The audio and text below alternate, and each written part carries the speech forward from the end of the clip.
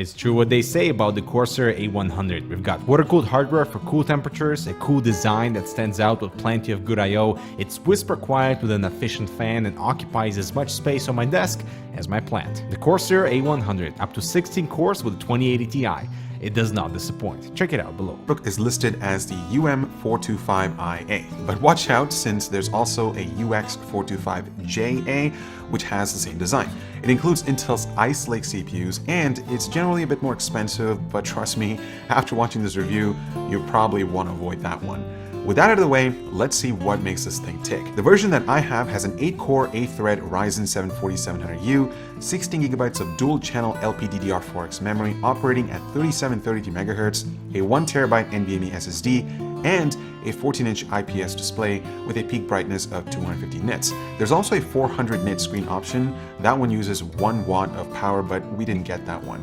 Color options are here too with pine gray or lilac mist. Pricing is a little bit all over the place right now, but technically you should be able to find it for $900 US or 900 euros or about $1,100 Canadian.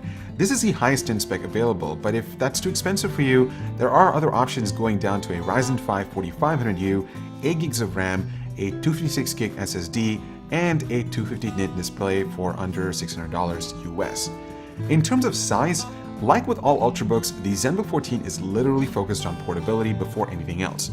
But it does have a full 14-inch display crammed into a body that's no bigger than most 13-inch laptops. It's also super thin at just 0.6 inches and it weighs about 2.5 pounds, but do note that if you get the standard model, it'll weigh a bit more. The wall adapter for the Zenbook is pretty straightforward, but the charging cable is only 78 inches or 198 centimeters long, which is a lot shorter than notebooks with a power brick style setup. Luckily, the Zenbook can accept a charge from any 65 watt or higher USB charger, and it can fast charge up to 60% in less than 50 minutes, so that's pretty cool. But one of the first things that really jumped out to me was the build quality. Honestly, the days of less expensive notebooks feeling cheap are mostly gone, and this notebook is proof of that. I mean, sure, most of the chassis is plastic except for the lid, which has a spun metal finish, but everything else feels super sturdy. I really like the hinge mechanism ASUS has used here because it elevates the entire surface to a slight angle, which makes typing a lot more natural and comfortable. And speaking of the display, it's matte, so reflections won't be an issue, and as I mentioned earlier, I've got the 250 nit version, and I have to say, ASUS nailed it in the color accuracy department with 97% sRGB, along with respectable Adobe RGB and DCI-P3 numbers. In my test, it also output 285 nits, so it's a bit brighter than ASUS claimed spec. Like I said, for a $900 ultrabook, these are some really good numbers. The speakers are bottom facing. It's pretty good, but notice what could be a huge omission for some of you guys. So on the left-hand side, there's a full-size HDMI output and 2 USB 3.2 Gen 2 Type-C connections, either one of which can be used to charge the laptop. On the right-hand side, there is a USB 3.2 Gen 1 Type-A port, which is nice to have since some ultrabooks like the XPS 13 have gone all in with Type-C. There's also a micro SD card reader. Now, some models do include an optional USB-C to 3.5mm adapter that also has a built-in ESS Saber DAC, but that's just another dongle to lose. There's also a USB-A to LAN adapter as well, and some versions do come with a travel case, which is really nice. Now make sure that they're included in the package when you pick this up. The keyboard has an edge-to-edge design. There is no fingerprint reader. It also is backlit, but only in white, and there are 3 brightness options. Lighting is well done on this notebook. The keys themselves are pretty good. There's a very short throw, so that means it's going to have little tactile feedback. Now, it's definitely better than some of the other ultrabooks that I've tested. So for instance, it's superior compared to the Blade 15 or even my Blade Stealth Ultrabook. The trackpad is really good. ASUS has implemented a glass surface, so finger navigation is... I also love the integration of this numpad. If you press this button long enough, it'll turn on, and it really comes in handy when you're using it for quick calculations. It almost feels like you have a full-size keyboard once you get used to it. There's also brightness adjustment when you hold this key over here, and you can still use the trackpad since the software does really well at predicting when you're trying to use the numpad. As for upgradability, well, the first thing you need to know is that getting inside this notebook is a bit of a hassle. So you need to remove the 2 rubber feet and then remove the screws underneath that. There's not all that much going on over here since the LPDDR4X is soldered onto the motherboard, but it's pretty evident that ASUS didn't really have the space to put an audio jack anywhere, since a ton of space is taken up by that massive 67 watt-hour battery. Personally, I would cut out the micro SD card slot, but let me know what you think. The one thing that you can upgrade is the Intel 660p SSD, but I'm not sure if you would want to. It's a decent size at 1 terabyte and it has pretty good read and write speeds. The battery is something really impressive about this laptop. Usually we see 65 watt-hour batteries on gaming notebooks, but here it's attached to a thin and light notebook and it's super efficient. And guess what that means? Yeah, literally all day battery life while browsing the web or running basic productivity suites. But then when the system is put under a constant load, battery life drops to a pretty normal rate, and that's probably due to the 8-core processor chewing its way through power. You'll actually tend to see this on a lot of Ryzen 4000 series notebooks. They have awesome power gating during less demanding scenarios, but the raw number of cores means a bit less battery life when they're under higher load levels. Thermals are really well managed during load as well, at least on the top. Most of the heat is sent out the back, and the only real hotspot is mostly pushed away from the normal typing zone. But on the bottom, there's a pretty worrying amount of heat directed right towards your lap, so something to keep in mind. Usually we can overlook 40 to 45 degrees, but 50 plus, I mean, I would not use this on your lap during intensive workloads. Freezes, you get this blue screen, the mouse doesn't start working, and you have to almost do a hard reset, but we still ended up experiencing these issues. We did talk to other reviews laptop. Just make sure you at least try to update the drivers through the ASUS My app. Now, that being said, I think it's time to move into performance and clock speeds over time. And just to recap, the Ryzen 7 4700U in here is rated to run at a base clock of 2.1 GHz and a boost up to 4.1 GHz. Meanwhile, it has a 15 watt TDP rating, though it can be configured from 10 to 25 watts depending on the notebook design. In this case, the Zenbook starts off really strong, which would be beneficial for a shorter test, but over the long run, its clock speeds gradually reduce even in the highest performance mode. After a few minutes, they leveled out to about 2.15 GHz while CPU temps were below 70 degrees. By the end of the test, the 4700U was sucking down just 13 watts. Now, I guess you're wondering why the CPU was running at its base clock even though temperatures were low. Well, on thin and lights, it's all about managing surface temperatures. CPU thermals are kept low so heat doesn't make its way into the chassis and then onto the keyboard area or your lap. Even the performance by the 4700U was excellent, and it literally destroyed the Intel Ice Lake CPUs in basic productivity and editing tasks. Even in lightly threaded apps like Excel, the AMD system performed really well. But then we get to two applications where I expected AMD to shine, and it didn't. The first is Adobe Premiere, because ever since the 14.2 update, hardware acceleration is supposed to be enabled for Radeon GPUs. I've seen it do amazing things on the 4000H series, but that didn't happen here at all. Regardless of power plan settings, the Vega graphics were only used between 5 to 10%, so the end result was a spanking for the Zenbook. The final output was pretty corrupted. The file was corrupted, as you can probably see. It was. Now, when you look at gaming performance, the Zenbook 14 keeps pretty far ahead of other more expensive Ice Lake notebooks. But I was also surprised by how close Intel kept it. That's likely because the 4700U doesn't have the fully enabled Vega graphics like what's found on the 4800U. But either way, I think we might have to revisit this with more games when Tiger Lake gets rolled out. So to conclude, I am really impressed with what ASUS has been able to deliver with the Zenbook 14. For the price, I think they've nailed the build quality. It just surpassed my expectations. Earlier this year at CES, AMD announced their Ryzen 5008 series of processors for gaming laptops, which, as we all know, brings some rock-solid performance to the table. Is the Zenbook 13 OLED from ASUS, and it packs the fastest U-series processor that you can find on the market to date, and a beautiful OLED display, along with some other great perks. Show off the cool build and not the cables with the new Corsair 5000 series. Welcome the all-new interior you'll appreciate for whatever build you desire without any hassle of cable management and appropriate cooling all around with proper dust filtration on all three models. Check it out below. Anyways, the reason why this needs to be brought up is because the 5000U series chips you'll see in these things are broken into two categories. The Ryzen 7 5800U, which has 8 cores and 16 threads, along with the 6-core 12-thread Ryzen 5 5600U, are the only ones with the new Zen 3 architecture. Meanwhile, the 5700U, 5500U, and the 5300U get the old Zen 2 cores, but with some enhancements for better overall performance. That means very good multi-core scaling from one generation to another, regardless of which 5000 series processor you get.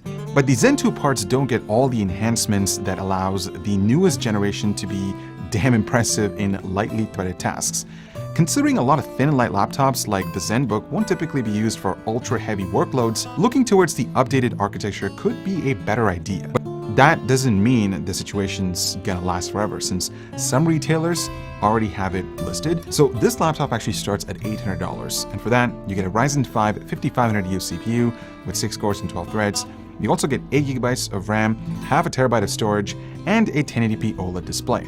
For an extra $100, that'll bump the CPU to a Ryzen 7 5700U with 8 cores and 16 threads. Our sample comes with the new Zen 3 5800U with 16 GB of RAM and a terabyte of storage. Now, from the outside, this laptop looks a lot like the Zenbook 14 that we looked at last year, featuring the 4700U processor. The chassis is mostly made out of plastic materials, and the lid features this spun metal finish that can easily pick up fingerprints. The hinge is okay, it's pretty smooth and you can open the lid with one hand, but it does exhibit a lot of wobbling, and that can be discomforting for some people who type with laptops on their laps. I looked at the IdeaPad Slim 7 from Lenovo. I feel like ASUS could have taken a page from their books in terms of overall aesthetics and just the robustness, because I feel like that laptop, I feel like that's still a gem. The interior space is pretty similar to the Zenbook 14 from last year. You still get the same edge-to-edge standard keyboard, and the keys themselves are average. There is good travel distance, but you get a mushy feeling when you bottom out. It's also backlit in white, and the brightness levels are pretty good. The trackpad is great, it is made out of glass and it's really smooth to navigate with. The integrated left and right buttons feel nice and tactile, and just like most Zenbooks, ASUS has implemented the numpad, which is cool. The speakers are located on the bottom and they sound alright. I mean, I would keep switching gears to the display, and this is where things get really interesting, guys. ASUS actually decided to implement a 1080p OLED panel, and that's something that you never find on laptops within this price range. Usually those are reserved for the more expensive tiers. And the quality of this panel is excellent. It covers 100% sRGB, 97% Adobe RGB, and 100% DCI-P3. Is that it's a glossy display, so it's super reflective, and it's something that I wouldn't recommend using outdoors. ASUS actually has built in something called OLED Care that launches a screensaver after the display is being idle for 30 minutes, so that there isn't anything static for it. The port situation hasn't changed from the Zenbook 14. Starting on the left-hand side, there's a full-size HDMI output and 2 USB 3.2 Gen 2 Type-C connections, either one of which can be used to charge the laptop. And on the right-hand side, there's a USB 3.2 Gen 1 Type-A port and a micro SD card reader. And now, getting under the hood of the Zenbook 13 was a bit challenging. You have to remove the rubber feet at the front in order to access the screws that hold the backplate.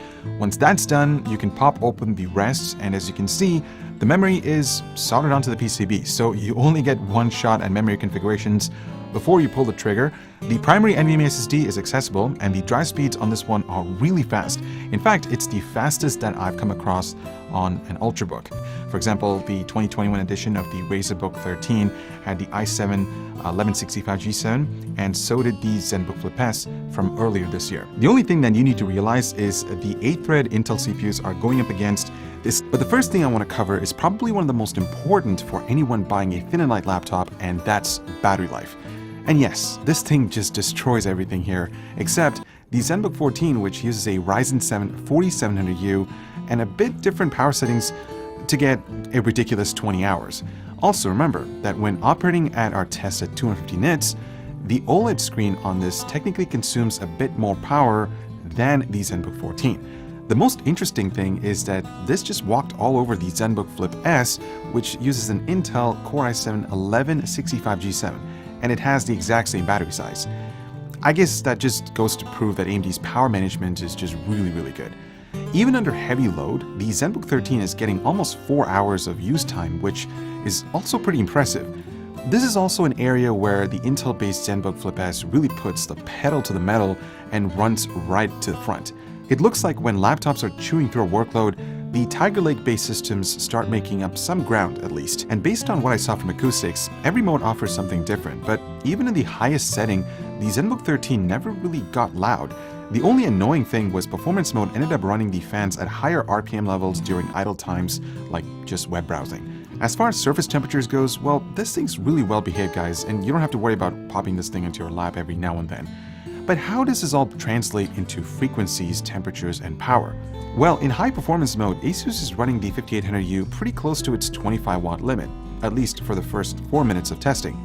Then it starts drawing back to about 21 watts and stays there until the rest of our test.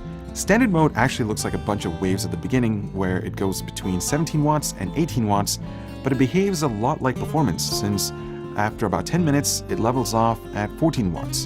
And Whisper, well, that just sticks to just 10 watts.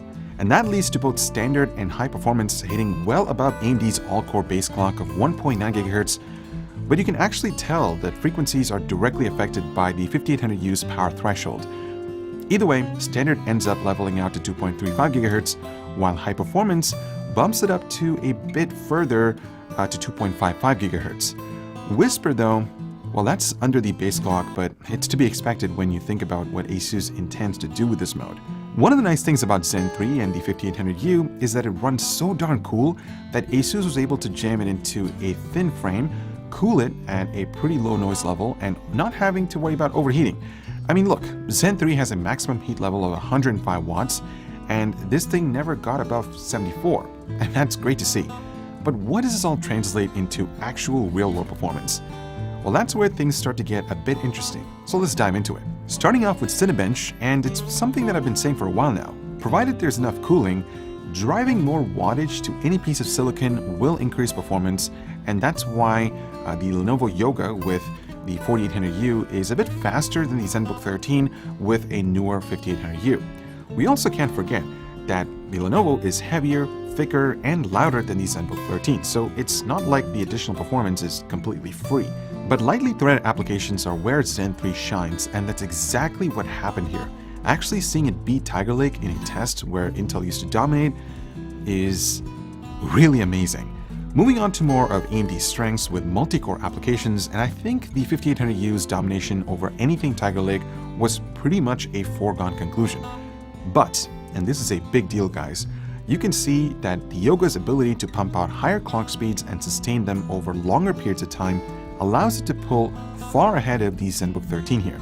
At the same time, I really have to wonder what would happen if the 5800U was allowed to run at a constant 30 watts. Now that's something that I'm really interested to see.